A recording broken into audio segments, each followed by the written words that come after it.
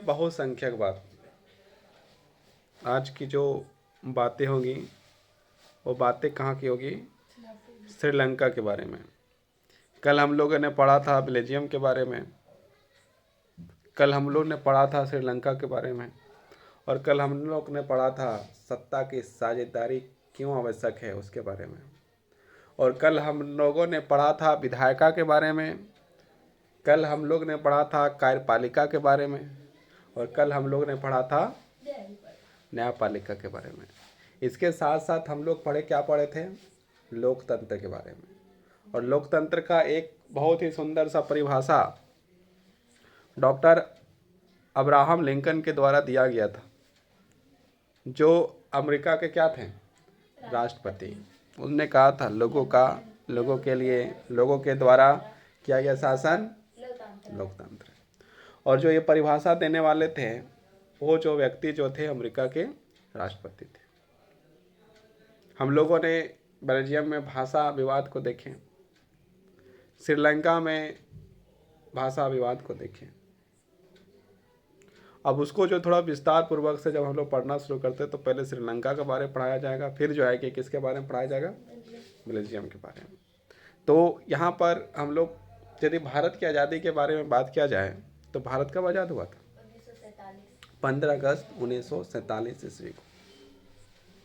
और भारत आज़ाद होते हुए दो मुल्क बन गए थे। दो मुल्क मतलब दो देश, दो राष्ट्र। दो मुल्क मतलब दो देश, एक पाकिस्तान बना और एक हिंदुस्तान बना। और जो बंटवारा करने वाले जो व्यक्ति थे उसका नाम था रेड क्लिफ। उसने जो है कि मैप में निशान दे दिया कि इतना से इतना जो पाकिस्तान हो गया और इतना से इतना जो है क्या हो गया? हिंदुस्तान हो गया। कब दिया गया था? 15 अगस्त 1947 ईस्वी। भारत कब आज़ाद हुआ था? 15 अगस्त 1947 ईस्वी। उस समय से दो देश हो गए, एक का नाम रखा गया भारत, जो पहले से भारत था, और दूसरे का नाम रखा गया पाकिस्तान। पाकिस्तान से अलग होकर फिर एक देश बना जिसका नाम रखा गया बांग्लादेश। जिसका नाम रखा गया बांग्लादेश। तो दिमाग में सवाल आएगा कि बांग्लादेश कब बना? तो बांग्लादेश जो है 1971 ईस्वी में बांग्लादेश बनता है। किससे अलग होकर? पाकिस्तान से अलग होकर। लेकिन यहाँ पर हम लोग किसके बारे में पढ़ेंगे? श्रीलंका के बारे में। श्रीलंका के बारे में हम लोग यहाँ पर बात करेंगे। सन 1948 में श्रीलंका स्वतंत्र राष्ट्र बना। 1948 ईस्वी में श्रीलंका जो है आज़ाद होता है। तो किससे आज़ाद होता है? अंग्रेजों से आज़ाद होता है। भारत जिस प्रकार से गुलाम था उसी प्रकार से जो है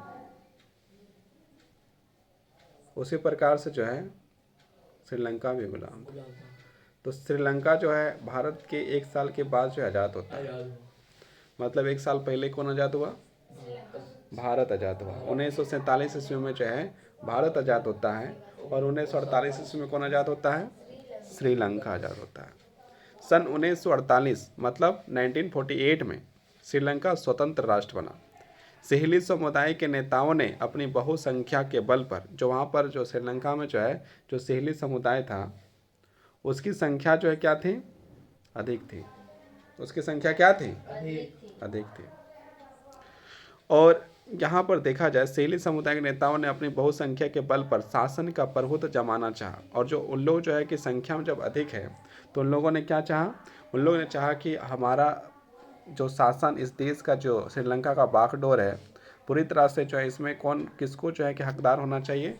सहेली समुदाय का। मतलब जिसकी संख्या ज़्यादा है उसको ज़्यादा हक मिलना चाहिए, और वही जो है कि इस चीज़ को लेके आगे बढ़े। इस वजह से लोकतांत्रिक रूप से निर्वाचित सरकार में सहेली समुदाय की प्रभुता कायम करने के लिए अपनी बहुसंख्यक बस्ती के तहत कई कदम उठाए।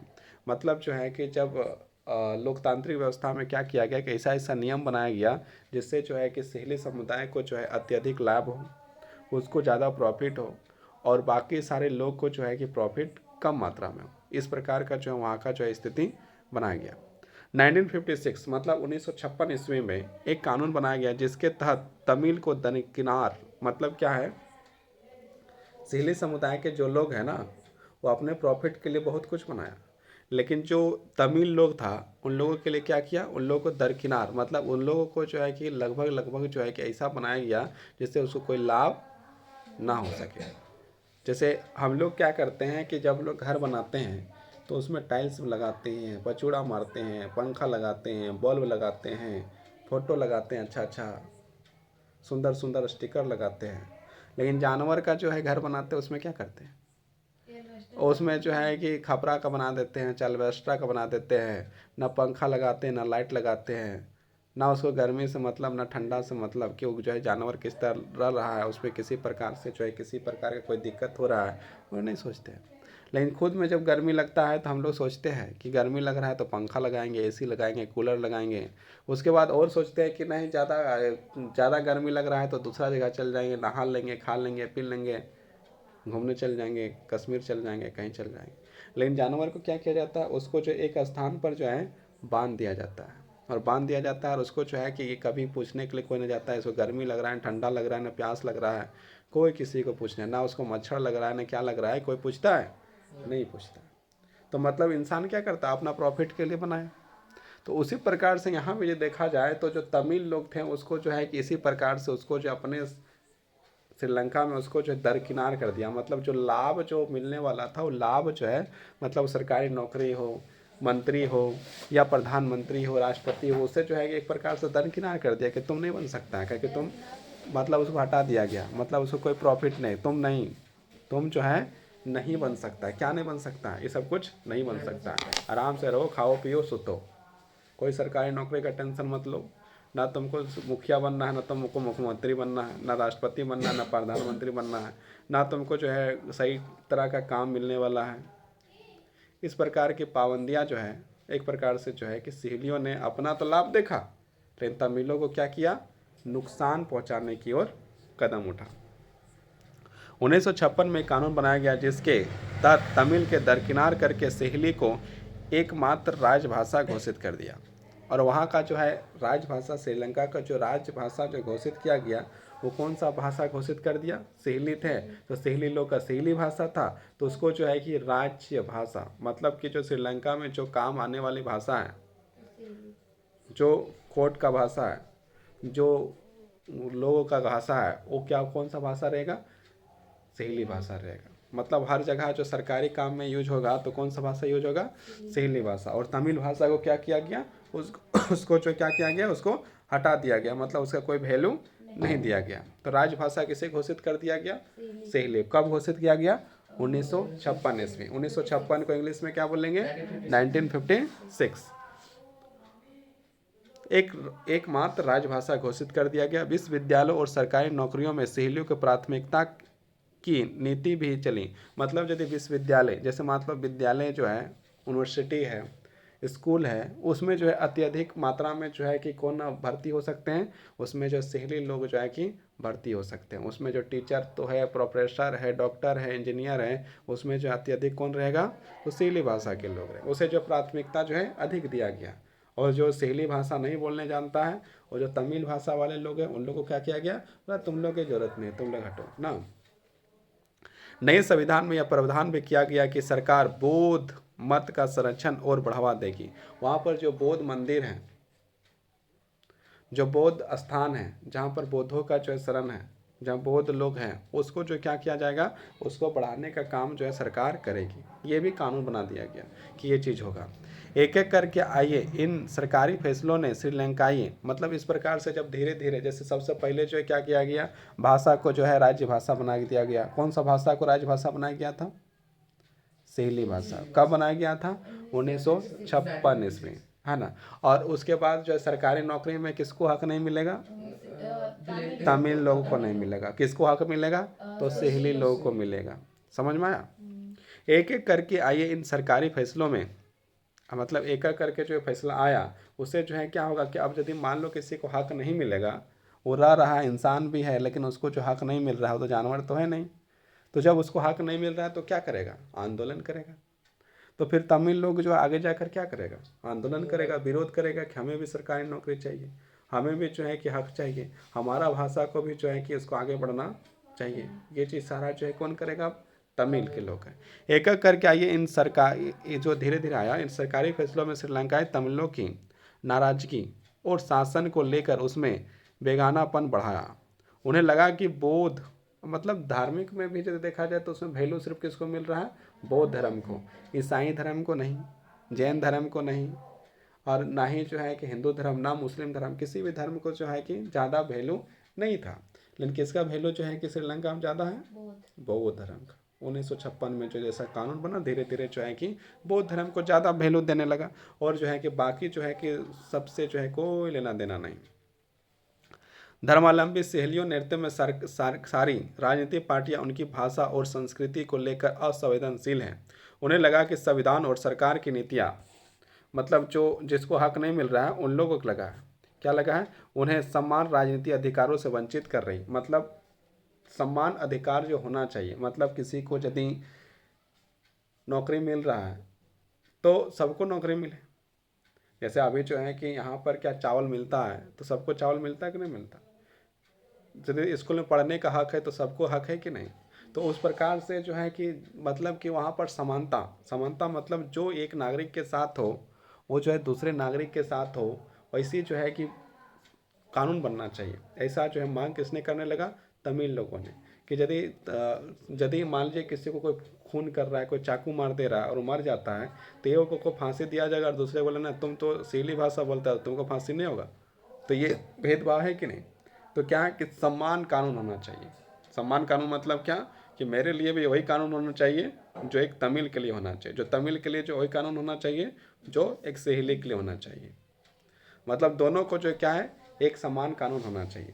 मतलब बौद्ध धर्म को यदि ज़्यादा बढ़ावा दिया जा रहा है तो हिंदू धर्म को भी जो है कि ज़्यादा बढ़ावा देना चाहिए, ईसाई धर्म को भी जो उसी तरह बढ़ावा देना चाहिए, उसी तरह जैन धर्म को भी बढ़ावा देना चाहिए। इस प्रकार से जो है कि बढ़ावा देना चाहिए। लेकिन वहाँ पर किसका जो है बढ़ावा दिया जा रहा है, बौद्ध धर्म। नौकरी में किसको ज़्यादा जो वैल्यू दिया जा रहा है, जो ज़्यादा प्राथमिकता किसे दिया जा रहा है, बौद्ध धर्म। और किसको नहीं दिया जा रहा, बाकी लोगों को किसी को दिया नहीं जा रहा। नौकरियों और फायदे के अन्य कामों के उनके साथ भेदभाव हो रहा, मतलब कि जो है भेदभाव किया जा रहा था। तो भेदभाव को मिटाने के लिए इन लोग क्या कर रहा है, अब आंदोलन की तैयारी, और उनके हितों की अनदेखी की जा रही। मतलब सहेली लोग का हित जो है देखा तो जा रहा है कि इसके हित में क्या अच्छा हो सकता है, लेकिन तमिल लोग के जो हित को नहीं देखा जा रहा है। तमिल में कौन कौन थे, तमिल में मुस्लिम भी थे और हिंदू भी थे। लेकिन इसको जो है कि तमिल भाषा आता, जो ईसाई लोग थे उसको जो है सैली भी भाषा आता था और तमिल भी भाषा आता था। उनके हितों की अनदेखी की जा रही। परिणाम यह हुआ कि तमिल और सहेली समुदाय के संबंध बिगड़ने लगे। जब दोनों का जो है कि समान जो है कानून नहीं बनाया गया, जब दोनों को समानता नहीं मिला गया, तो दोनों में क्या हुआ, दोनों का संबंध बिगड़ने लगा। मतलब दोनों में जो अब क्या होगा, लड़ाई झगड़ा मार पीट ये सब सारा चीज़ होने लगेगा। होगा कि नहीं होगा, होगा कि नहीं बताओ। श्रीलंकाई तमिलों ने अपनी राजनीतिक पार्टी बनाई। अब जो है कि जो श्रीलंकाई तमिल जो है उन्हें क्या किया,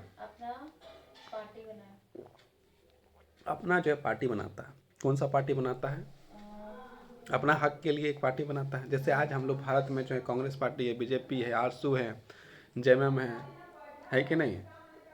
तो इस प्रकार यहाँ पर जिस प्रकार है वहाँ पर भी जो है कि तमिलों ने जो है एक पार्टी बनाया, और उस पार्टी का जो है कि क्या था, उस पार्टी का जो है कि तमिल लोग को जो है किस प्रकार से जो है अधिकार दिलाया जा सके, उसमें जो है ये काम करता है।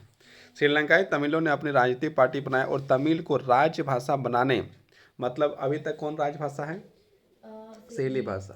लेकिन तमिलों ने क्या कहा कि हमारी जो भाषा तमिल भाषा है उसको क्या बनाया जाए, श्रीलंका का राजभाषा बनाया जाए। क्षेत्रीय स्वायत्ता हासिल करने तथा शिक्षा और रोजगार, मतलब क्या है कि शिक्षा दिया जाए तमिलों को, और क्या दिया जाए, रोजगार का अवसर भी जो है मिलना चाहिए। जिस प्रकार से शहरी लोग को शिक्षा मिल रहा है, जिस प्रकार से क्या कहते हैं, जिस प्रकार शहरी लोग को जो है शिक्षा मिल रहा है और जिस प्रकार से उन लोग को नौकरी मिल रहा है, उसी प्रकार का हम लोग को भी वैसा अवसर देना होगा।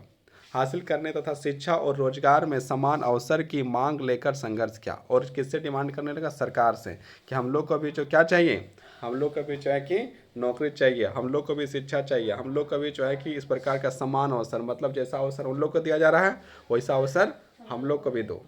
लेकिन तमिलों की आबादी वाले इलाके में स्वायत्ता की उनकी मांगों को लगातार नकारा गया। लेकिन इन लोग के जो मांग किया गया उसका मांग भले कितना अच्छा था, कितना भी सुंदर था, कितना बढ़िया था, लेकिन वहाँ की जो सरकार जो थी उसको किसने क्या किया, उसको जो है नकार दिया। मतलब कि ये चीज़ होने वाला नहीं है, तुमको जो अधिकार मिलने वाला नहीं है, तुमको समानता का अधिकार मिलने वाला नहीं है, तुम्हारे लिए नौकरी मिलना नहीं है, तुम्हारे लिए जो शिक्षा मिलना नहीं है, मतलब कुछ नहीं मिलेगा, जैसा है वैसा रहेगा।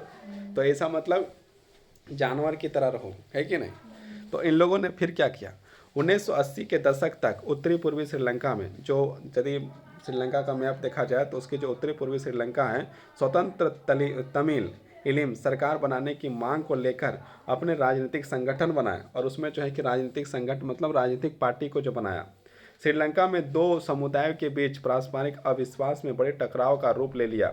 यह टकराव गृह युद्ध मतलब अब वहाँ पर जो है कि जब इसका डिमांड किया गया, डिमांड जब नहीं मिला, समान अवसर नहीं मिला, तो वहाँ पर जो है कि श्रीलंका में युद्ध छिड़ गया। क्या कहते हैं, तमिल और सिहलियों के बीच। उसको जो है कि जिस घर में, जिस देश में यदि युद्ध हो रहा है उसको क्या कहते हैं, गृह युद्ध। जैसे मान लो घर है तो उसको क्या कहेंगे, गृह।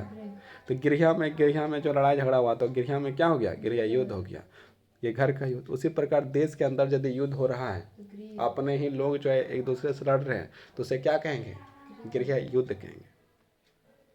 गृह युद्ध के परिणाम स्वरूप दोनों पक्ष के हजारों लोग मारे जा चुके।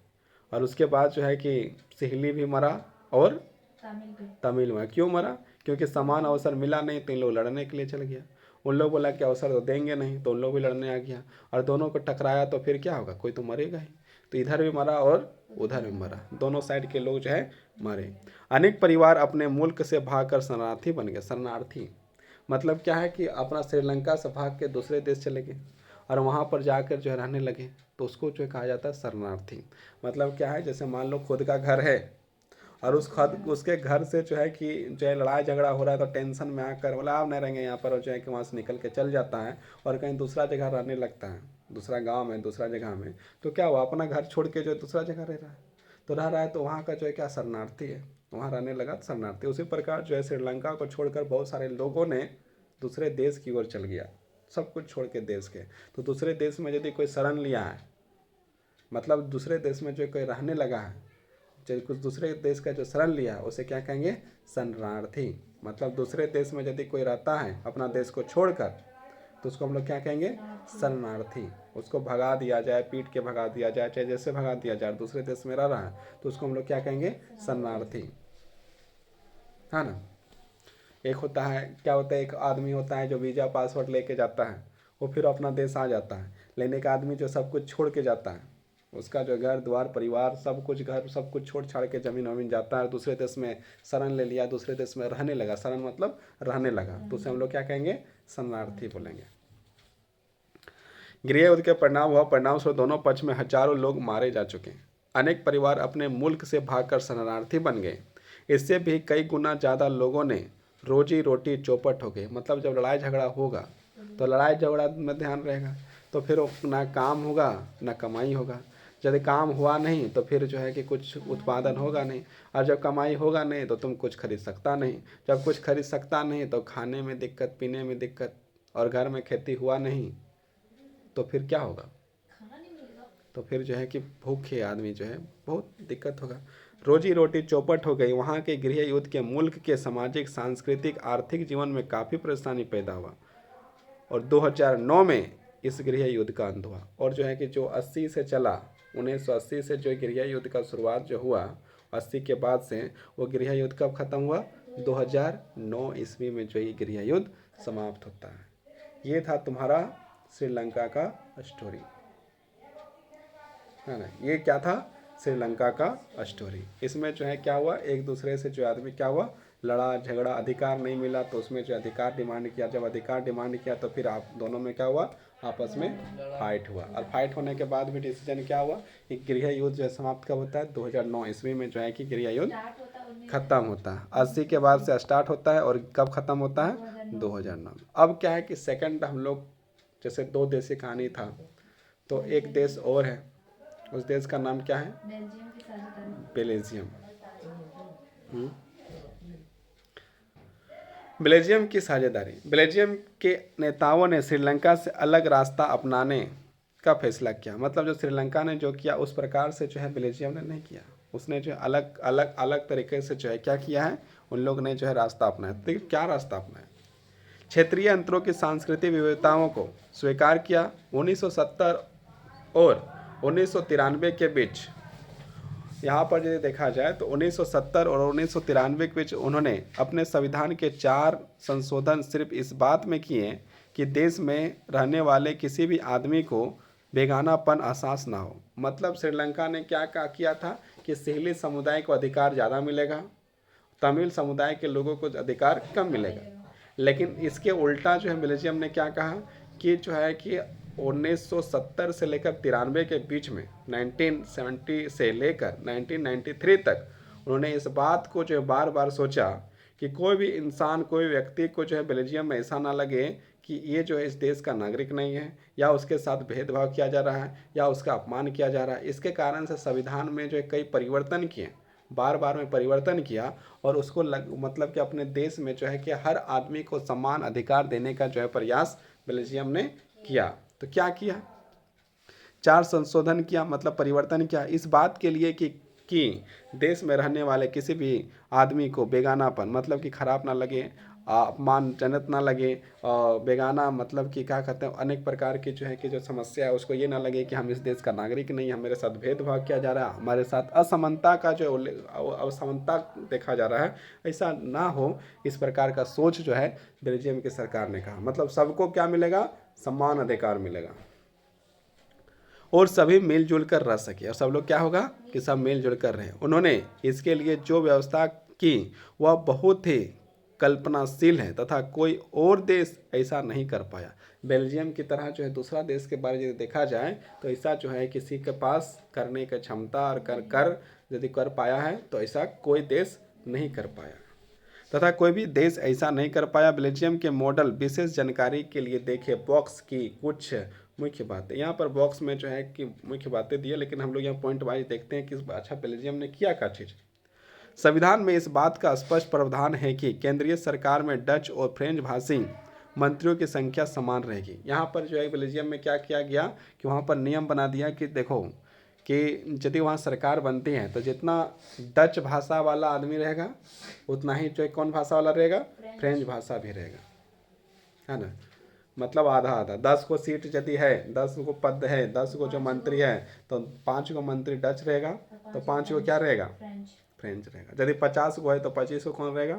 डच। और 25 को कौन रहेगा? मैंने 25 रहेगा डच और मतलब इस प्रकार से वहाँ पर किया गया।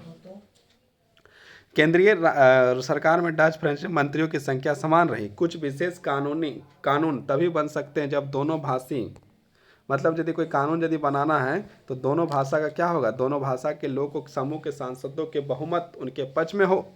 इस प्रकार किसी एक समुदाय के लोग एक तरफा नहीं कर सकता।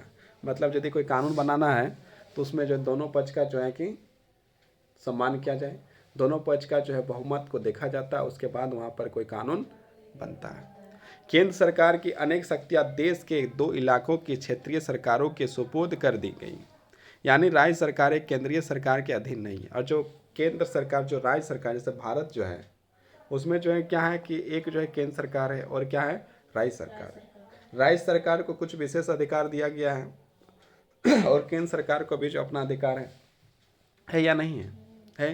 तो उसी प्रकार से वहाँ भी जो है कि अधिकार दिया गया। राज्य सरकार को भी अपना अधिकार दिया गया कि तुम क्या क्या कर सकते हो, क्या क्या नहीं कर सकते हो, और वहाँ की जो केंद्र सरकार है उसे भी जो है कि अधिकार दिया गया। ब्रुसेल्स में अलग सरकार है और इसमें दोनों समुदाय का समान प्रतिनिधित्व है। फ्रेंच भाषी लोगों ने ब्रुसेल्स के समान प्रतिनिधित्व के इस प्रस्ताव को स्वीकार किया क्योंकि डच भाषी लोगों ने केंद्रीय सरकार में बराबरी का प्रतिनिधित्व स्वीकार किया था। मतलब कि जो है कि इस सारे कार्यों को स्वीकार करता है क्योंकि सब में जो है बराबरी का अधिकार है। केंद्रीय और राज्य सरकारों के अलावा यहाँ एक तीसरे स्तर की सरकार भी काम करती है। जैसे भारत में जो है कि तीसरे स्तर की सरकार काम करती होगी। जैसे भारत में एक सबसे पहले क्या है? केंद्र सरकार है, उसके बाद कौन सा सरकार आता है? राज्य सरकार, उसके बाद क्या सा आता? स्थानीय सरकार। स्थानीय सरकार मतलब क्या होता है? पंचायत वाला, पंचायत सरकार हाँ ना, पंचायत में जैसे मुखिया, वार्ड, पंचायत समिति, ये सब होता है, उससे हम लोग क्या कहते हैं, स्थानीय सरकार। और उसी प्रकार जो है यदि शहर इलाका में उसको जो है नगर पालिका कह देते हैं, ग्रामीण इलाका है तो उसको पंचायत कह देते हैं। तो उसी प्रकार बेल्जियम में भी जो है कि एक क्या है, केंद्र सरकार है, एक एक हाँ, नगर पालिका। नगर पालिका में कौन कौन रहता है वहाँ? नगर पालिका के बारे में बात किया जाएगा, नगर पालिका के हम लोग चैप्टर में। केंद्र सरकार एक वहाँ मिला और एक राज्य सरकार। इसके अलावा यहाँ पर एक तीसरे स्तर की सरकार भी काम करती है, यानी सामुदायिक सरकार। हम लोग में था कि पंचायत वाला सरकार, स्थानीय सरकार, लेकिन यहाँ पर क्या है, सामुदायिक सरकार है। सामुदायिक सरकार मतलब उस कम्युनिटी के लोग जो 10 भाषा बोलते होंगे उसकी सरकार होगा। इस सरकार का चुनाव एक ही भाषा बोलने वाले लोग करते हैं। जो सामुदायिक सरकार होता है उसमें क्या होता है कि उसका चुनाव यदि होता है, जो डच भाषा बोल रहा है तो वही खाली वोट करेगा उसको, वही उसको चुनेगा। और यदि फ्रेंच भाषा बोल रहा है तो फ्रेंच भाषा वाला ही उसको चुनेगा। ये तीसरे तरह का सरकार है, जो क्या है, हम लोग का जैसे पंचायत वाला है, उन लोग का तीसरा सरकार क्या था, सामुदायिक सरकार। और सामुदायिक सरकार में जिस समुदाय के लोग हैं, जैसे डच भाषा के लोग हैं तो डच भाषा के लोग उसको वोट करेंगे। यदि उसका फ्रेंच भाषा के लोग हैं तो फ्रेंच भाषा के लोग उसको वोट करेंगे। समझ में आया? आगे देखते हैं। डच, फ्रेंच और जर्मन बोलने वाले समुदायों के लोग चाहे वे जहाँ भी रहते हो, इस समुदाय की सरकार को चुनते हैं। इस सरकार की संस्कृति, शिक्षा और भाषा जैसे मसलों में फैसले लेने का अधिकार है। और वहाँ पर शिक्षा के बारे में, संस्कृति के बारे में अपना अधिकार जो है उसको अधिकार दिया गया है कि उसमें उसको क्या है, फैसला जो है वो ले सकता है। आपको बेल्जियम का मॉडल कुछ जटिल लग सकता है, मतलब सुनने में थोड़ा सा जटिल लग सकता है, कठिन पूर्वक लग सकता है। निश्चित रूप से यह जटिल है। खुद बेल्जियम में रहने वाले के लिए भी यह व्यवस्था बेहद सफल रही है। इससे मुल्क में गृह युद्ध की आशंकाओं पर विराम लगा। मतलब जिस तरह श्रीलंका में जो गृह युद्ध हुआ, लड़ाई झगड़ा हुआ, मारपीट हुआ, एक हजारों लोग मर गए, लेकिन बेल्जियम में क्या हजारों लोग मरे नहीं मरे, सबको अधिकार दे दिया, जाओ तुम भी लो अधिकार, तुम भी अधिकार लो, सब लोग अधिकार लो। तो सबको अधिकार दिया जाएगा तो फिर क्या होगा, वहाँ पर लड़ाई झगड़ा मारपीट क्या होगा, कोई मरेगा का नहीं मरेगा। गृह युद्ध की आकांक्षाओं का विराम लग गया, वरना गृह युद्ध की स्थिति बेल्जियम भाषा के आधार पर 2 टुकड़े में बंट गया होता। जब अनेक यूरोपीय देश ने साथ मिलकर यूरोपीय संघ बनाने का फैसला किया तो ब्रुसेल्स का उसका मुख्यालय चुना गया। मतलब वहाँ पर जो उसका मुख्यालय कब बनाया गया। ये जो है कि तुम्हारा कहानी जो है बेल्जियम का था। और बेल्जियम के बारे में जब देखा जाए यहाँ पर इसको, तो बेल्जियम में क्या हुआ, फायदा वाला चीज़ हुआ नहीं घाटा वाला चीज़ हुआ। और आगे और थोड़ा सा देखते हैं बेल्जियम और श्रीलंका की इन कथाओं से हमें क्या शिक्षा मिलती है। यदि हम लोग श्रीलंका के बारे में बात करते हैं तो श्रीलंका जो है क्या हुआ कि वहाँ पर शैली भाषा को ज़्यादा प्राथमिकता दिया गया, समान अवसर नहीं दिया गया तमिलों को। तो वहाँ पर क्या हुआ, झगड़ा हुआ, लड़ाई हुआ। और लड़ाई जब हुआ, गृह युद्ध जब हुआ तो वहाँ पर क्या हुआ, हजारों लोगों की जो है मौत, सिहली लोग भी मरे और तमिल लोग भी मरे। और इसमें जो है क्या हुआ कि बहुत सारे लोग जो है कि उस देश को छोड़कर दूसरे देश में शरणार्थी बन गए। अपना घर, अपना परिवार, अपना ज़मीन, अपना सब कुछ छोड़ के जो है दूसरे देशों में वो जो आके खाने पीने के लिए जो है उसके लाले पड़ गए। मतलब खाने पीने के लिए भी नहीं, रोजी रोटी का संकट आ गया। मतलब रोजी नहीं, उसके पास रोजगार नहीं है, उसके पास खाना नहीं, इस प्रकार का भी संकट जो है श्रीलंका में आ जाता है। और अनेक प्रकार की समस्या का सामना जो है कि करना पड़ा। और 1980 के बाद जो युद्ध शुरू हुआ था, गृह युद्ध लगभग जो स्टार्ट हो गया था, वो जाकर कहाँ 2009 ईस्वी में जाकर ख़त्म होता है। तो ये समस्या कहाँ थी, श्रीलंका में थी। लेकिन बेल्जियम में देखा जाए तो बेल्जियम में क्या है, वहाँ 3 स्तर की सरकार बना दिया गया। हाँ ना, जब केंद्र सरकार में सब लोग आओ जिसको जिसको आना है। और उसमें बता गया कि आज यदि तो हमारा 5 मंत्री जो डच भाषा का होगा तो जर्मन भाषा का भी जो है कि कितना हो जाएगा, 5 हो जाएगा। मतलब कि 50-50%। फिर उसे जो है कि राज्य सरकार बनाएगा, राज्य सरकार में विशेष अधिकार दिया गया। और जब राज्य सरकार के बाद एक और सरकार बना जिसका जो है सामुदायिक सरकार बोला गया, कम्युनिटी सरकार। उसमें क्या उसी वही लोग जो है कि उसको वोट कर सकता है जो उस भाषा को यदि डच भाषा का जो लोग है तो उसको डच भाषा का लोग ही वोट देगा, चाहे जहाँ भी रहे। लेकिन कौन उसको वोट देगा, डच भाषा।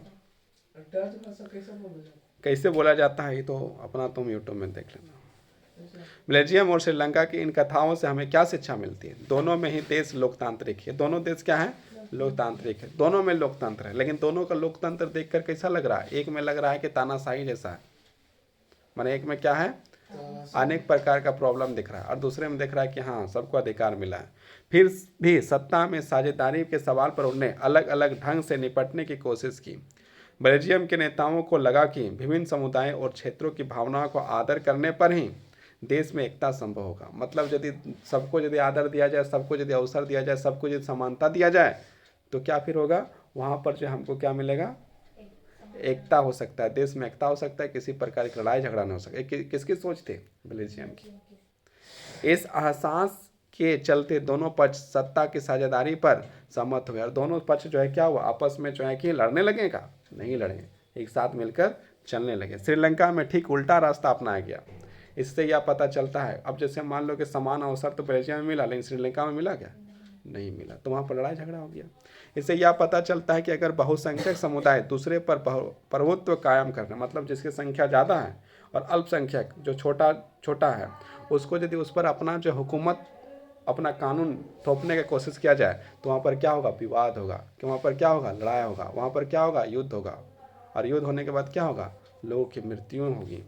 अगर बहुसंख्यक समुदाय दूसरों पर प्रभुत्व कायम करने की सत्ता पर उसको हिस्सेदारी न बनाने का फैसला करता है, तो इससे देश की एकता की संकट पड़ सकती है। पड़ सकती है कि नहीं पड़ सकती है? आराम से पड़ेगी।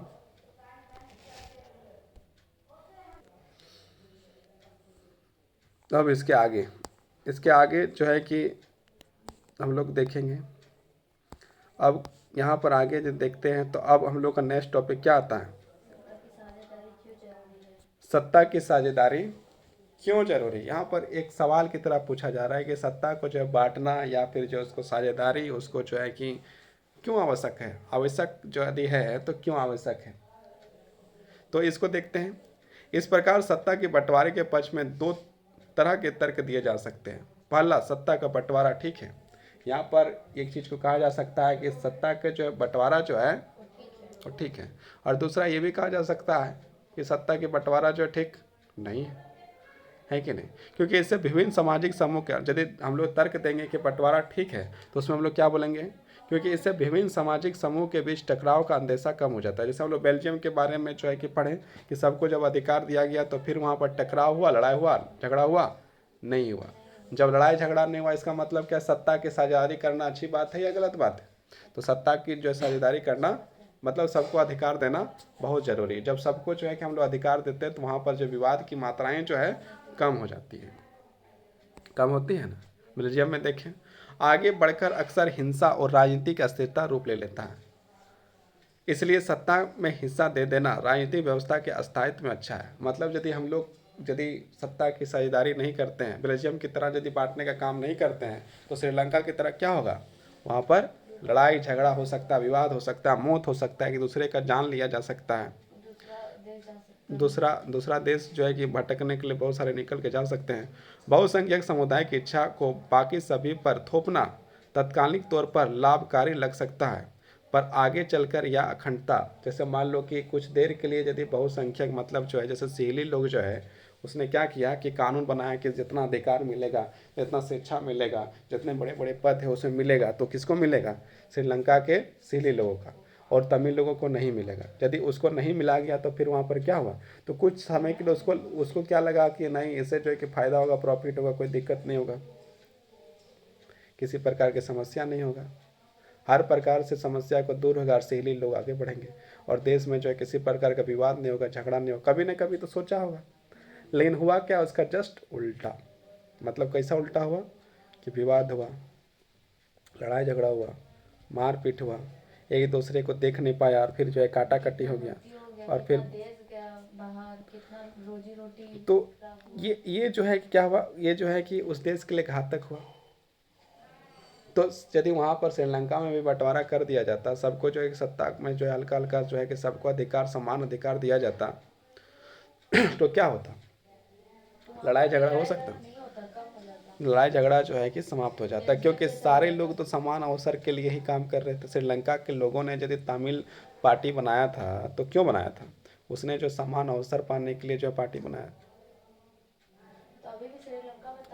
तो वहाँ पर जो अभी श्रीलंका, अभी के समय में श्रीलंका में जो तमिल लोग हैं, है ना, और आज भी जो है कि उन लोग के साथ कैसा स्थिति बनाया जा रहा होगा, किस तरह नहीं बनाया जा रहा हो, तो आज की जो है वर्तमान स्थितियाँ अलग हैं।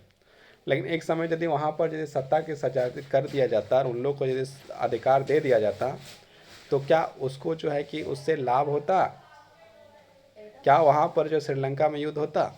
क्या वहाँ पर रोजी रोटी का संकट आता? क्या वहाँ लोगों को देश छोड़ के दूसरे देश जाना पड़ता? कोई समस्या नहीं आता। इसी कारण से सत्ता की साझेदारी होना क्यों आवश्यक है? इसी कारण से आवश्यक है। बहुसंख्यों का अत्याचार सिर्फ अल्पसंख्यों के लिए ही परेशानी पैदा नहीं करता, अक्सर यह बहुसंख्यों के लिए हानिकारक है। यदि किसी को लग रहा है कि हमारी संख्या ज़्यादा है और हम किसी को मार रहे हैं तो वो परेशान हो रहा है, वैसा नहीं है, वो भी मारेगा। और जब वो मारेगा तो इधर भी कोई मरेगा, उधर भी कोई मरेगा। जब बहुसंख्यक भी वाला मरेगा, जो ज़्यादा संख्या वाला वो भी मरेगा, जो कम संख्या वाला वो भी मरेगा, तो कष्ट तो दोनों साइड हो रहा है ना। जब दोनों साइड कष्ट हो रहा है तो कष्ट ना हो इसके लिए हम लोग क्या करना चाहिए? सत्ता को बांट देना चाहिए, मतलब सत्ता की साझेदारी होना चाहिए, मतलब सबको समान अवसर होना चाहिए। हर चीज़ जो है कि कानून की समता होना चाहिए, सबको समान अवसर देना चाहिए। सत्ता का बंटवारा लोकतांत्रिक व्यवस्थाओं के लिए ठीक है। लोकतांत्रिक व्यवस्था यदि है तो उसके लिए क्या है? ठीक है। इसके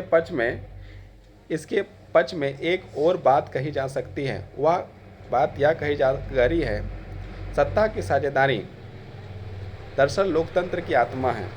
लोकतंत्र का मतलब ही होता है कि जो लोग इस शासन व्यवस्था में अंतर्गत उनके बीच सत्ता का बांटा जाए और ये लोग इसी तरह से रहें।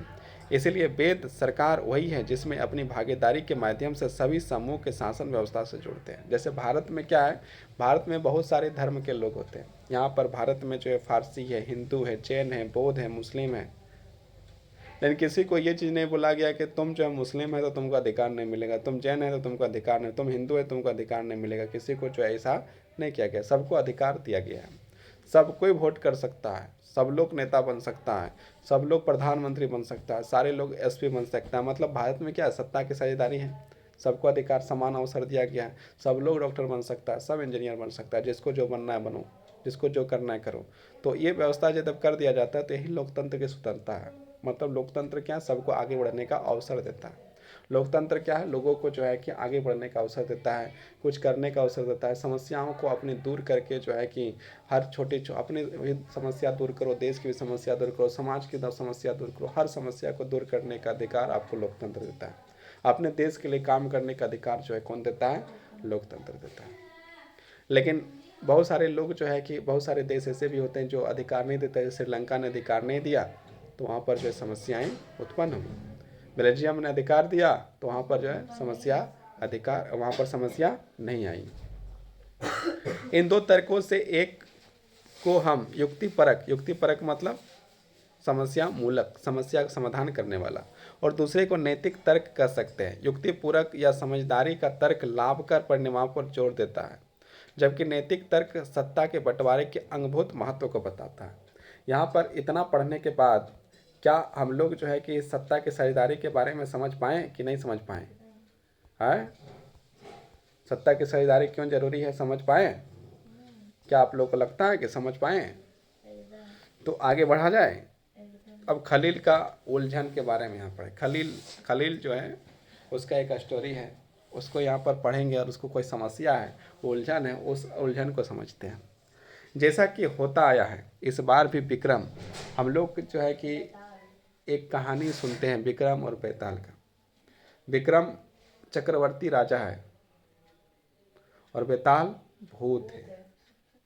विक्रम जाता है और बेताल जो उसके कंधे में बैठता है और कंधे में बैठकर उसको कहानी सुनाता है और कहता है कि तुमको यदि आंसर पता होगा और आंसर यदि नहीं दिया तो तुम्हारा माथा जो है फूट जाएगा, टुकड़ा टुकड़ा हो जाएगा। और यदि तुम जो है यदि आंसर जान के भी यदि तुम नहीं देता है तो टुकड़ा टुकड़ा हो जाएगा।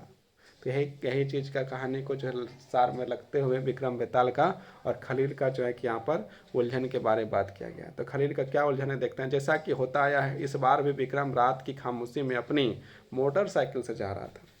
मतलब यहाँ पर थोड़ा एडवांस हो गया। पहले जो है कि विक्रम किससे जाता था, रथ से जाता था, पैदल से जाता था, और यहाँ पर जो है कि क्या किया गया, गाड़ी से जा रहा है, मोटरसाइकिल से जो है जा रहा है।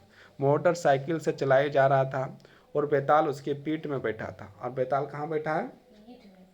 पीठ में बैठा। मोटरसाइकिल है तो आराम से पीछे बैठ जाओ। जब कहानी में इतना चेंज करिए दिया, जब इतना सब चेंज करिए दिया है, जब विक्रम जो राजा है, राजा वो साहब जो है कि या तो रथ में जाएगा पुराना, या तो फिर वो तो पैदल जाता था। लेकिन यहाँ पर जब कहानी इतना चेंज करिए दिया एनसीईआरटी, तो एनसीईआरटी को ये भी कर देना चाहिए कि जब गाड़ी है तो बैठा दो सीट में। मतलब जो बुझाया है, जो धर्म है, हिंदू धर्म है, जिसमें जो है कि चेंज करना है कदम चेंज करके रख दो, कोई तो बोलने वाला है नहीं। इसलिए विक्रम के साथ छेड़छाड़ किया गया, दूसरे चीज़ में छेड़छाड़ नहीं किया जाएगा। तो विक्रम जो है किस में जा रहा है? मोटरसाइकिल में, मोटरसाइकिल चलाते हुए। तो विक्रम हिंदू था। विक्रम हिंदू राजा है। और बेताल जो है जो उसके पीठ पर बैठा था, हमेशा की तरह इस बार भी यह सोचकर कहीं विक्रम को नींद ना आ जाए, बेताल ने कहानी सुनाना शुरू किया। कहानी कुछ इस प्रकार की थी। अब क्या है कि जो कहीं मतलब गाड़ी चला रहा है रात के समय, विक्रम जो है क्या चला रहा है? गाड़ी चला रहा है। और कहीं उसको नींद ना आ जाए, इसी कारण से बेताल जो है क्या कर रहा है? वो जो है यहाँ पर जो है अलग अलग प्रकार के जो है कि लोग बन गए हैं, जिसमें से जो अलग अलग जैसे भूत चुड़ैल अलग अलग चीज़ जो है कि कहा जाता है। लेकिन यहाँ पर जो है कि जो जिक्र है उसके अनुसार जो है बेताल जो है बेताल है और भूत के सरणी में है ना। बेताल जो क्या है? भूत के सरणी में। लेकिन लोग जो है कि नज़र देख देख के इतना जो है कि चुड़ैल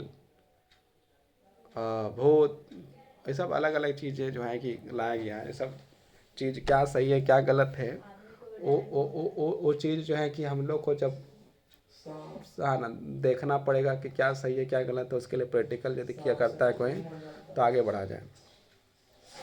देखो क्या सोचा बेताल की जो है कहीं विक्रम को जो है क्या नींद नहीं आ जाए, जिसके कारण वो क्या किया कि भाई तुमको नींद आ जाएगा तो फिर दिक्कत हो जाएगा, तो कहीं गिर जाएगा, लेकिन गाड़ी गिर जाएगा। तो कहानी सुनाने लगा। बेताल ने कहानी सुनाना शुरू किया। कहानी कुछ इस प्रकार की थी। बैतूल शहर में खलील नाम का एक आदमी रहता था। उसके माँ बाप अलग अलग समुदाय के थे। मतलब जो है बेरूत नाम का एक शहर है, बेरूत, वहाँ पर एक शहर है, वहाँ पर एक लड़का रहता है जिसका नाम क्या है? खलील। उसका माँ और बाप दोनों अलग अलग समुदाय थे, मतलब दो अलग अलग धर्म के लोग हैं। हाँ ना, कुछ भी हो सकता है, अलग अलग धर्म। अब कौन कौन धर्म का है सो बताते हैं। उसके पिता ऑर्थोडॉक्स ईसाई थे। बाप जो है क्या था? ईसाई धर्म था, ईसाई था। बाप क्या था उसका? ईसाई था, ऑर्थोडॉक्स। उसके बाद उसकी माँ जो है सुन्नी मुसलमान, है ना, मतलब कि जो है पप्पा जो है क्या है? ईसाई है और मैया क्या है? मुसलमान है। आधुनिक शहर के लिए यह कोई अनूठी बात नहीं। आज के समय में जो है ऐसा होता है, अनूठी बात नहीं। लेबनान में अलग अलग समुदाय के लोग रहते थे और उस राजधानी बेरूत में भी बस जाते थे। वे साथ में रहते थे, मेल जोल होता था, पर गृह युद्ध में एक दूसरे से लड़ते थे। गृह युद्ध मतलब क्या होता है? जो देश में लड़ाई हो, झगड़ा हो रहा है उसको जो गृह युद्ध कहा गया। अपने अपने लोग लड़ रहा था उसको क्या कहते हैं? गृह युद्ध। खलील का एक चाचा ऐसी ही लड़ाई में मारा गया था, और खलील का जो चाचा था, चाचा मर गया। चाचा क्या हुआ? मर गया। जिंदा कौन है? खलील। खलील का कौन जिंदा है? माँ। माँ कौन सा धर्म की है? मुसलमान। बाप जिंदा है, बाप कौन है? ईसाई। इतना समझ में आ गया? इतना याद रहेगा। गृह युद्ध के समाप्ति के बाद लेबनान के सारे नेता साथ मिलकर बैठे और विभिन्न समुदाय के बीच सत्ता के बंटवारे के कुछ बुनियादी नियमों पर सहमत हुए। इन नियमों के अनुसार तय हुआ कि देश का राष्ट्रपति मैरोटाइट पंथ का कैथोलिक ही होना चाहिए। यहाँ पर क्या बनाया गया कि यदि कोई राष्ट्रपति बनता है तो राष्ट्रपति कौन बनेगा?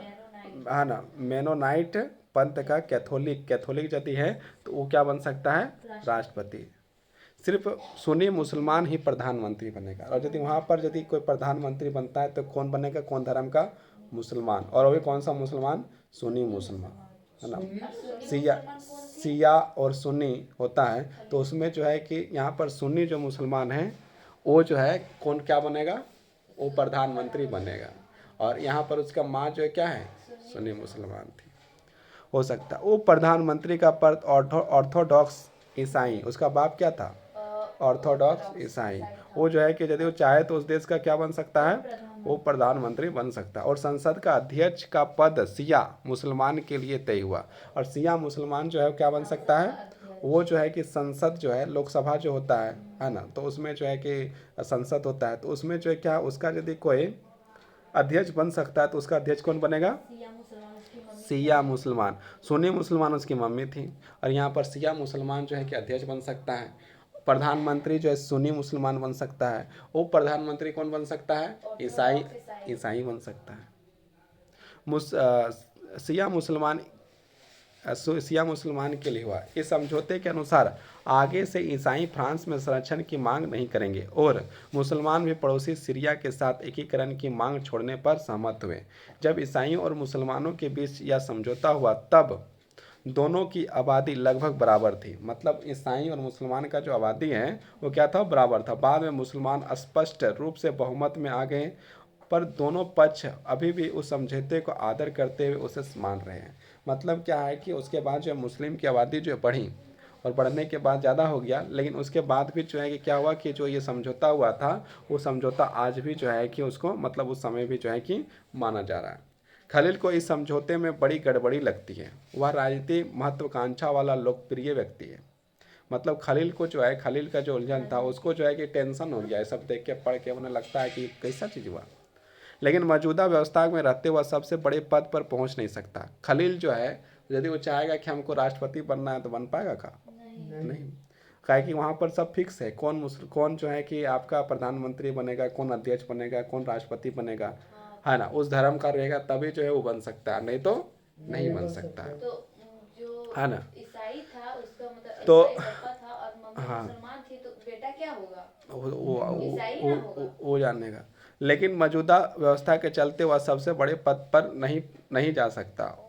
वह ना तो माँ के धर्म को मानता है और ना ही पिता का। मतलब उस खलील जो है कि ना माँ का धर्म को मान रहा है, ना मतलब कि वो ये ना सुन्नी मुसलमान वाला धर्म मान रहा है, और ना जो है ऑर्थोडॉक्स ईसाई वाला, ना जो है किसका जो है ऑर्थोडॉक्स ईसाई वाला बात मान रहा है। मतलब वो कोई धर्म को जो है मानता नहीं है। असल में वह चाहता ही नहीं है कि उसे किसी धर्म में जोड़कर पहचाना जाए।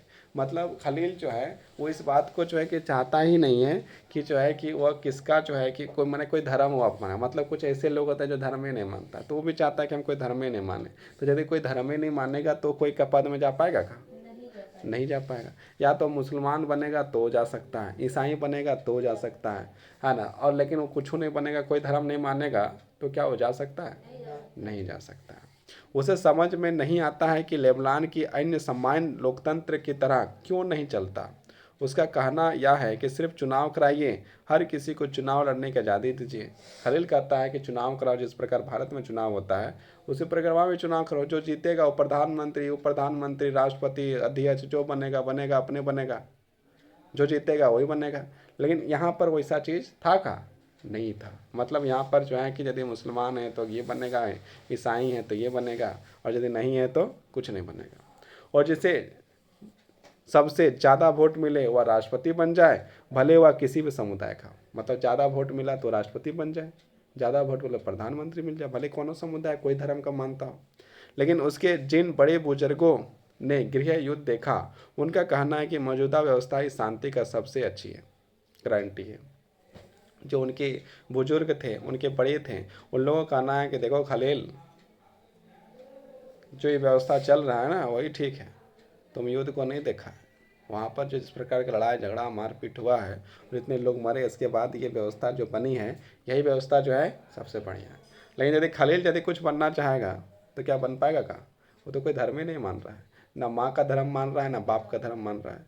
बाप का धर्म मानता तो भी कुछ बन जाता, माँ का धर्म मानता तो भी कुछ बन जाता। ना उसका बाप का धर्म से लेना देना है, ना माँ का धर्म से लेना देना। अब कहानी ख़त्म भी नहीं हुई थी कि वह टीवी टावर के पास पहुंच गए। कहानी ख़त्म नहीं हुआ था, टीवी टावर का जो पहले टावर लगा रहता था, हाँ ना, वहाँ पर उसका विक्रम का गाड़ी जो है पहुंच जाता है। यहाँ वे रुक सकते थे। बेताल ने जल्दी से कहानी ख़त्म की और अपना सवाल विक्रम से पूछा। और जो है कि कहानी ख़त्म करते हुए जो है कि विक्रम से सवाल जो है पूछना शुरू करता है। कौन पूछता है सवाल, बेताल पूछता है। कौन पूछता है, बेताल पूछता है। उसका नाम बेताल है। और बेताल क्या पूछ रहा है, सवाल पूछ रहा है। कौन सा सवाल पूछ रहा है, अगर आपको लेबनान का कानून फिर से लिखने का अधिकार होता तो आप क्या करते? यहाँ पर पूछता है कि विक्रम से, विक्रम बताओ, तो तुम लेबनान का कानून तुम यदि फिर से लिख देगा, मतलब लिखने का अधिकार मिल जाएगा कि फिर से लिखो, नया लिखो, तो तुम क्या कर सकता है? क्या आप पुरानी व्यवस्था को चलने देते? मतलब जो पुराना व्यवस्था जो चल रहा है वो तुम चलने देता, या आप कुछ नया करते? बेताल विक्रम और अपने बीच हुए समझौते को दोहराना नहीं भूला, और जो है कि बेताल और याद दिलाता है कि हम लोग के बीच में क्या डील हुआ है। अगर आपके दिमाग में स्पष्ट जवाब है और आप फिर नहीं बताते तो आपकी मोटरसाइकिल जाम हो जाएगी। मतलब यदि तुम्हारे पास आंसर है और आंसर है और तुम जवाब नहीं देता है तो तुम्हारा क्या होगा? मोटरसाइकिल जाम, मतलब चलेगा नहीं, जाम हो जाएगी और आप आगे नहीं बढ़ पाओगे, मतलब आगे नहीं जा सकते हैं। क्या आप बेचारे विक्रम का बेताल के सवाल का जवाब देने में मदद कर सकते हैं? मतलब क्या आप लोग को जो है कि इसका जवाब देकर जो है मतलब मदद कर सकते हैं? क्या तुम जो है कि संविधान लिखने का फिर से लेबनान का अधिकार दिया जाए तो तुम क्या चेंज करोगे, या फिर वही चीज़ को रहने दोगे? यहाँ पर जो है ये चीज़ को जो है किसने पूछा? बेताल ने। किसको पूछा? तो ये चीज़ आप लोग जो है अपना कॉपी में जो आंसर लिख सकते हैं, और हम बढ़िया से लंबा चौड़ा करके कि क्या हम यदि रहते और हमको फिर से यदि लिखने का मौका दें तो हम क्या करेंगे, इस बात को जो है आप क्या कर सकते हैं? क्या कर सकते हैं? लिख सकते हैं। अब यहाँ तक आप लोग को समझ तो आ गया होगा। क्या समझ में आया? क्या नहीं समझ में आया? अब हम लोग जो है कि नेक्स्ट टॉपिक में हम लोग पढ़ते हैं, और नेक्स्ट टॉपिक वहाँ पर हम लोग जो पिछला टॉपिक पढ़े थे वो सत्ता की साझेदारी क्यों जरूरी है, और अब हम लोग क्या खलील का भी कहानी पढ़ ली है। अब यहाँ पर सत्ता की साझेदारी के रूप के बारे में जानेंगे। राजनीति सत्ता का बंटवारा नहीं किया जा सकता। राजनीति सत्ता का बंटवारा नहीं किया जा सकता। इसी धारणा के विरुद्ध सत्ता की साझेदारी का विचार सामने आया था। लंबे समय से यही मान्यता चली आ रही थी कि सरकार की सारी शक्तियां एक व्यक्ति या किसी खास स्थान पर रहने वाले व्यक्ति समूह के हाथ में रहनी चाहिए। मतलब पहले से परंपरा आया है चलते कि जो शक्ति जो होता है ना, राष्ट्र का शक्ति, वो किसी एक आदमी के हाथ में रहना चाहिए। इसीलिए उस समय क्या था? राजतंत्र। राजा के पास सारी शक्तियाँ होता था। राजा यदि किसी को बोल दिया कि इसको मार दो, फिर किसी को पूछने की जरूरत नहीं, डायरेक्ट मार दो। इसको फांसी दे दो, फांसी दे दो। मतलब क्या है? एक आदमी पर सारा शक्ति जो है एक आदमी के पास है। जो करना है, इस देश को उड़ा देना है, थोड़ा नया बंदूक चला देना है, या गोली चला देना है, या बम चला देना है तो चला देना, बाकी जो होगा सो होगा। तो ये क्या है? एक आदमी पर जो है कि सारी शक्तियाँ कहाँ थी? एक जगह में थी। लेकिन जब लोकतंत्र आ गया तो कि शक्ति एक जगह पर है क्या? नहीं है। सब शक्ति को जो है बांटने का कार्य किया गया। अगर फैसले लेने की शक्ति बिखर गई तो तुरंत फैसले लेना और उन्हें लागू करना संभव नहीं होगा। लेकिन लोकतंत्र का एक बुनियादी सिद्धांत है कि जनता ही सारी राजनीतिक शक्तियाँ का स्रोत है। इसमें लोग स्वशासन व्यवस्थाओं के माध्यम से अपना शासन चलाते हैं। एक अच्छे लोकतांत्रिक शासन में समाज के विभिन्न समूह और उनके विचारों को उचित सम्मान दिया जाता है और सार्वजनिक नीतियाँ तय करने के सबकी बातें शामिल होती है। इसलिए उसे लोकतंत्र शासन में अच्छा माना जाता है। मतलब यदि सबका सम्मति, सबको अवसर, समान अवसर, सबको जो है आगे बढ़ने का अवसर दिया जाए तो स्थिति सही है। सबको शक्ति दिया जाए तो स्थिति सही है कि नहीं है? या फिर किसी एक आदमी को दे दिया जाए तो वो चीज़ उस बढ़िया है? तो बढ़िया, एक आदमी को दे दिया जाए वो बढ़िया नहीं है। जो सब आदमी को मिले वो बढ़िया है। तो लोकतंत्र में सबको दिया गया है कि नहीं? क्या एक आदमी को दिया गया है? तो यहाँ पर जो है कि लोकतंत्र में जो है सबको अधिकार दिया गया है। और अधिकार देने से इसमें लाभ हुआ या हानि हुआ? लाभ हुआ। तो लाभ होता है। राजनीति सत्ता का हिस्सेदार बनाया जाए। आधुनिक लोकतांत्रिक व्यवस्था में सत्ता की साझेदारी के अनेक रूप हो सकते हैं। आइए हम कुछ प्रचलित उदाहरणों पर गौर करें। अब यहाँ पर एक नंबर का उदाहरण को देखते हैं। एक नंबर का उदाहरण में क्या बोलता है? तो एक नंबर का उदाहरण बोलता है शासन के विभिन्न अंग, जैसे विधायिका। हमने विधायिका के बारे में पहला पार्ट में हम लोग पढ़े थे। कल जब हम लोग पढ़ रहे थे उसमें विधायिका के बारे में हम लोग पढ़े थे। विधायिका मतलब क्या होता है? जो कानून बनाने का कार्य करता है। कानून कौन बनाता है? मंत्री के लोग बनाते हैं, मंत्री बनाते हैं, विधायक बनाते हैं या एमपी बनाते हैं, उसे विधायिका कहते हैं। फिर हम लोग ने पढ़ा था कार्यपालिका के बारे में। कार्यपालिका कौन है? जो कानून को लागू करने में मदद करते हैं। तो इसमें डीओ बीओ सीओ, सब आता है। हाँ ना, इसका पुलिस डॉक्टर। वुलिस जो है कि सारे जो आ जाते हैं इसमें, जो है क्या उन लोग कार्य कर रहे हैं। उसके बाद न्यायपालिका आता है। न्यायपालिका का अर्थ क्या था? जो न्याय दिलाता है। यदि किसी के साथ अन्याय हो रहा है तो न्याय देने का काम कौन करता है? न्यायपालिका। न्यायपालिका करता है। जैसे किसी को जो है कि सजा देना है तो सजा देने का काम कौन करता है? न्यायपालिका। इसे जो है कि स्तंभ कहा जाता है। इसे क्या कहा जाता है? स्तंभ। किसी देश का जो है स्तंभ कहा जाता है। न्यायपालिका। ये तीनों जो है स्तंभ है, विधायिका, कार्यपालिका और न्यायपालिका। ये जो है किसी देश का 3 स्तंभ कहलाते हैं, महत्वपूर्ण स्तंभ। इसके बिना जो है उस देश का विकास होना, लोकतंत्र का विकास होना बहुत मुश्किल है। इसलिए ये चीज़ होना जरूरी है या नहीं है? जरूरी है। न्यायपालिका के बीच सत्ता का बंटवारा रहता है। इसे हम सत्ता का क्षैतिज वितरण कहेंगे, क्योंकि इसमें सरकार के विभिन्न अंग एक ही स्तर पर रहकर अपनी अपनी शक्तियाँ, विधायिका अपना शक्ति का प्रयोग कर रहा है, कार्यपालिका अपना शक्ति का प्रयोग कर रहा है, न्यायपालिका अपना शक्ति का प्रयोग कर रहा है। मतलब तीनों को अपना अपना शक्ति दिया गया है कि नहीं? ऐसे बंटवारे को यह सुनिश्चित हो जाता है कि कोई भी एक अंग सत्ता के असीमित उपयोग नहीं कर सकता। अब यदि विधायिका चाहेगा कि सब कुछ हम ही करेंगे तो क्या कर सकता है? का नहीं कर सकता है, क्योंकि उसको जो है सीमित जो है कि ताकत दिया गया, सीमित शक्ति दिया गया। न्यायपालिका को भी जो है, हटा भी सकता है। न्यायपालिका को भी सीमित शक्ति दिया गया। सबको जो है एक सीमित शक्ति दिया गया। अनलिमिटेड किसी को दिया गया क्या? सबको लिमिट शक्ति दिया गया। हर अंग दूसरे पर अंकुश रखता है। इससे विभिन्न संस्थाओं के बीच सत्ता में संतुलन बना रहता है। लोकतांत्रिक संस्थाओं में के बारे में कक्षा 9 में पढ़ते हुए हमने देखा था कि हमारे देश में कार्यपालिका सत्ता का उपयोग करती जरूर है, पर यह संसद के अधीन कार्य करती है। न्यायपालिका नियुक्ति कार्यपालिका की करती है, पर न्यायपालिका जो है कार्यपालिका की विधायिका द्वारा बनाए कानूनों को अंकुश रखती है। इस व्यवस्था को नियंत्रण और संतुलन की व्यवस्था भी करते हैं, और ये जो है एक दूसरे को जो है क्या करता है? कंट्रोल करने का काम जो है करता है।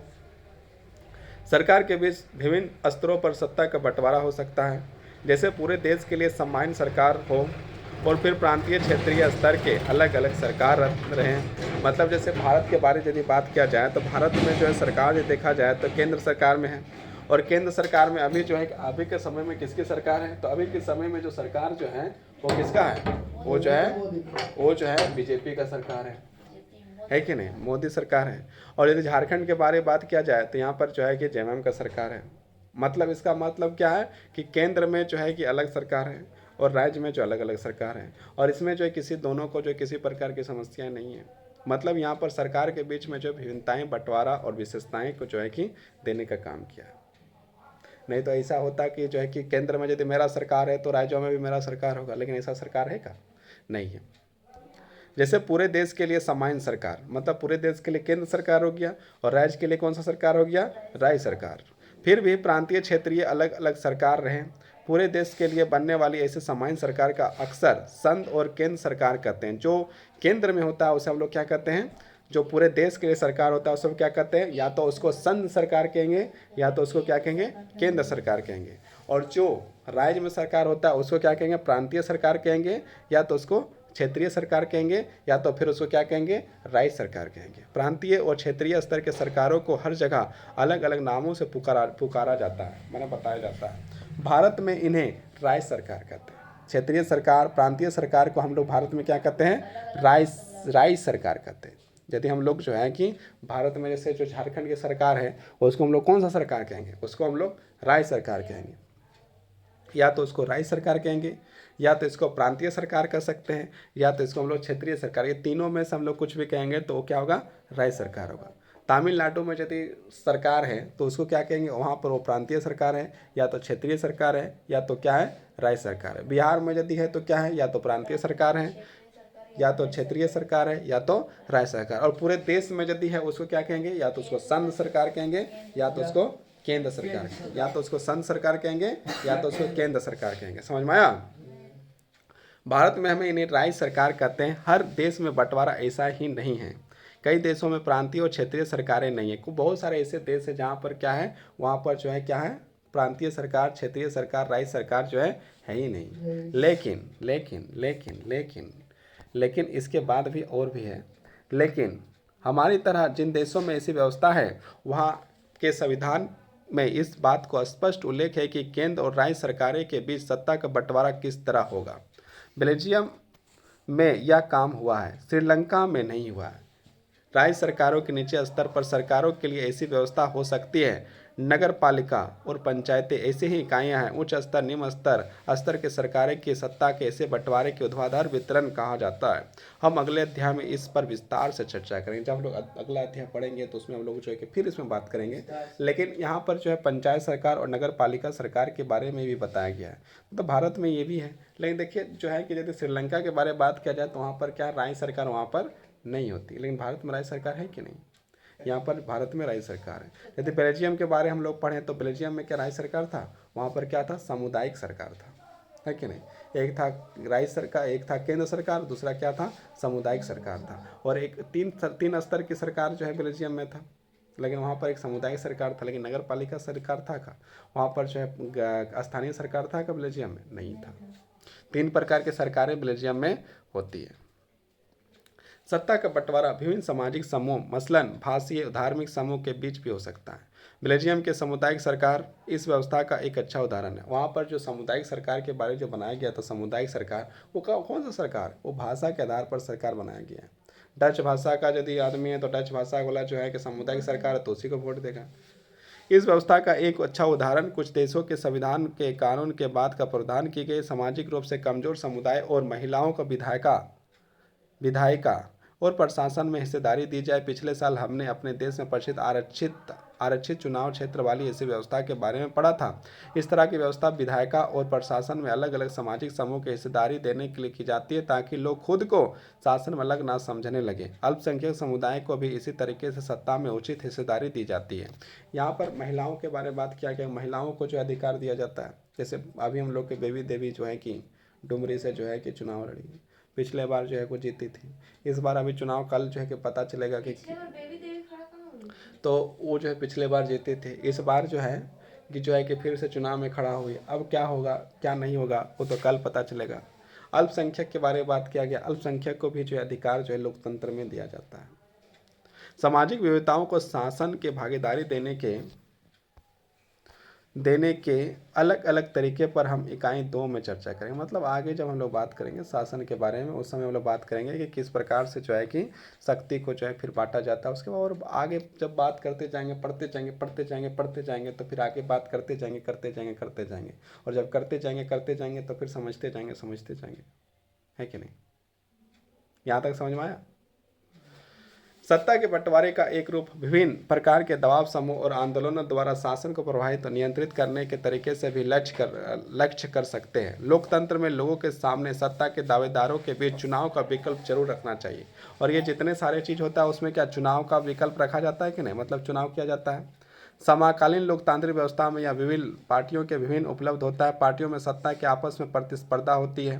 अभी जैसे चुनाव हो रहा था तो सारे पार्टी जो अपना चुनाव प्रचार कर रहे थे, हर कोई जो है कि प्रतिस्पर्धा कर रहे थे, एक दूसरे को जो है कि हराने की कोशिश कर रहे थे, ज़्यादा वोट लाने का प्रयास कर रहे थे। पार्टियों में ये आपसी प्रतिद्वंद्विता इस बात का सुनिश्चित कर देती है कि सत्ता एक व्यक्ति के समूह के हाथ में नहीं है। जब इस प्रकार का हो रहा है इसका मतलब क्या है? सत्ता जो है किसी एक हाथ में है का नहीं है, मतलब सबके हाथ में, जो जीतेगा उसको मिल जाएगा।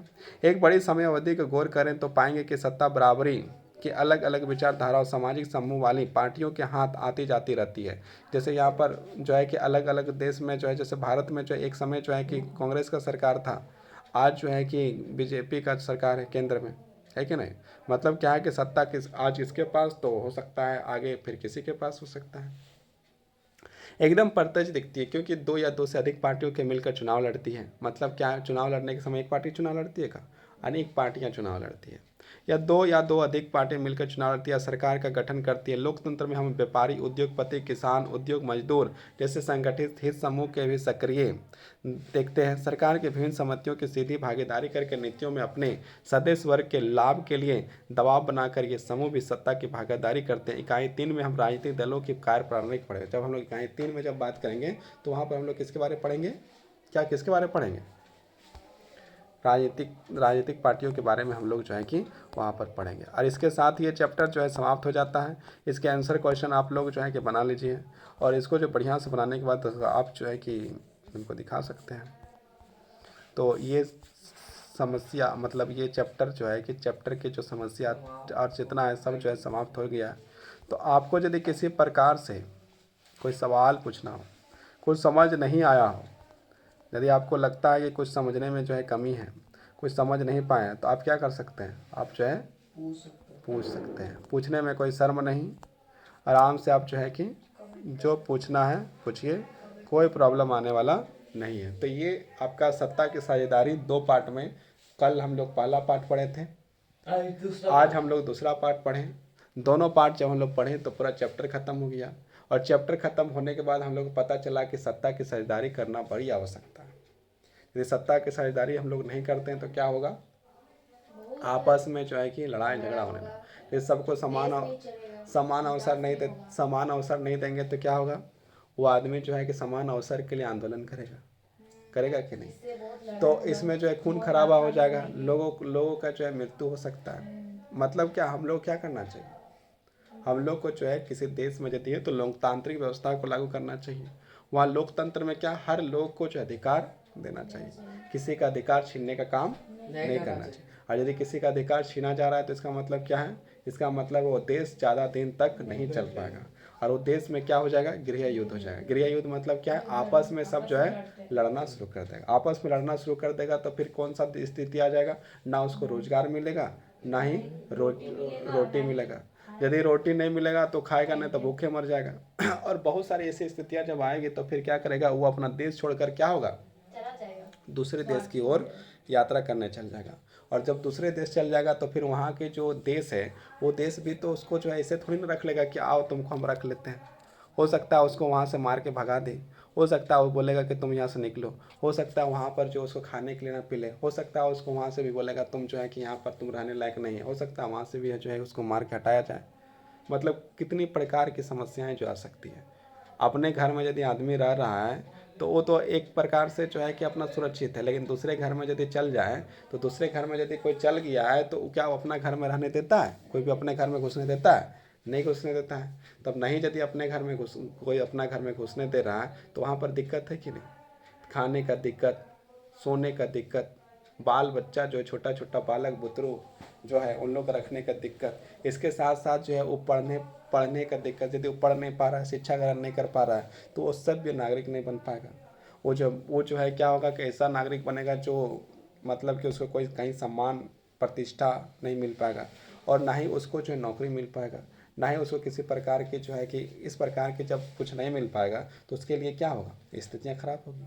तो स्थितियाँ यदि खराब होगी तो उसको जो है कि हम लोग क्या करना चाहिए, यदि हम लोग एक ही काम करना है, सत्ता की साझेदारी कर देना है। मतलब सबको जो है समान अवसर देना चाहिए, सबको जो है समानता मिलना चाहिए, सबको जो है नौकरी देने के लिए, सबको जो है पद देने के लिए, सबका समान अवसर देना चाहिए।